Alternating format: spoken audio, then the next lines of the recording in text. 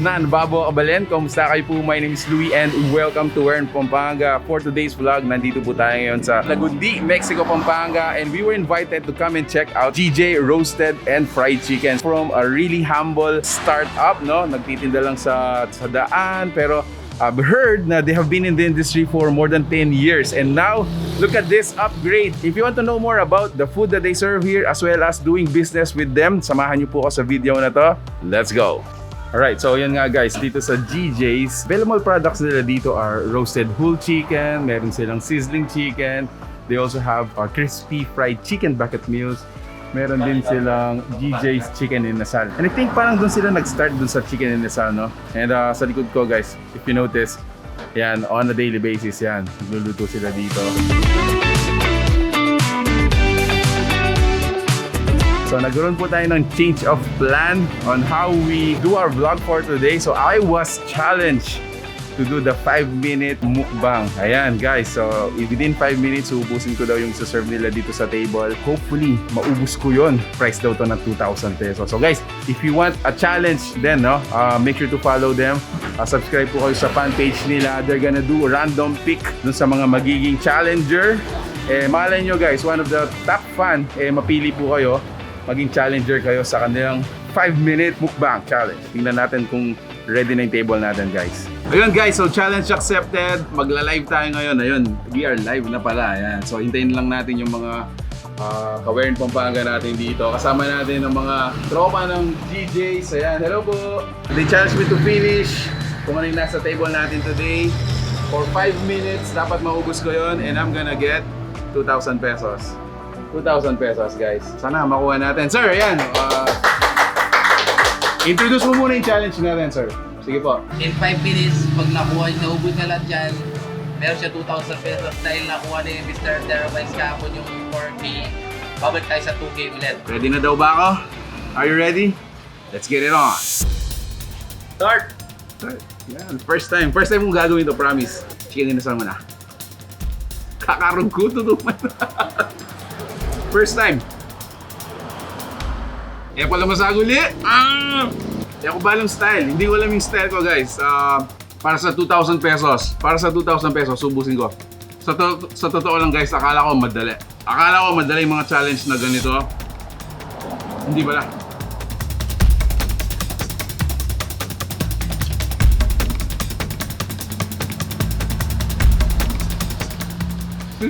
Five minutes challenge ng GJ, guys.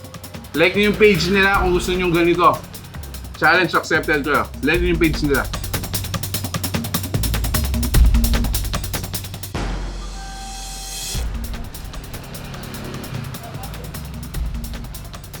Grabe ako pala review.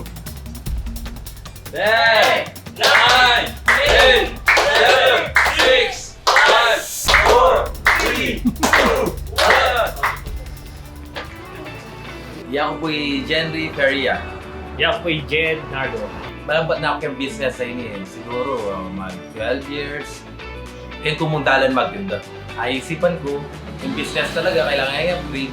Kaya ako talaga makanining store. Yung pagkakaiba na muning kaya kaming business, compare ka rin ang existing roasted chicken ngayon. Higami, ating keng aluang menu. Mag-serve kaming roasted chicken, fried chicken, chicken inasal, at chicken sisig.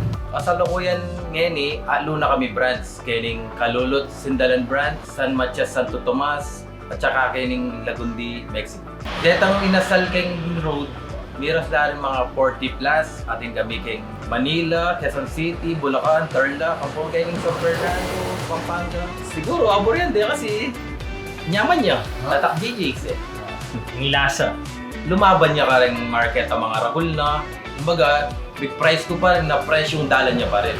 Magpa-pre-franchise kami ka rin first 10. Ngayon para connect na kami, message dala mo rin FB page me. Aki yun naman, GJ's Roasted Fried Chicken, mag-message lang. Mga ka-GJ's, ini-invite namin kayo sa Calulut Branch, Sto.tomas Branch at dito sa Lagundi Branch. Pwede tayong mag-dine in doon, kaya kain lang kayo. Final thoughts guys, yun nga, challenge loss.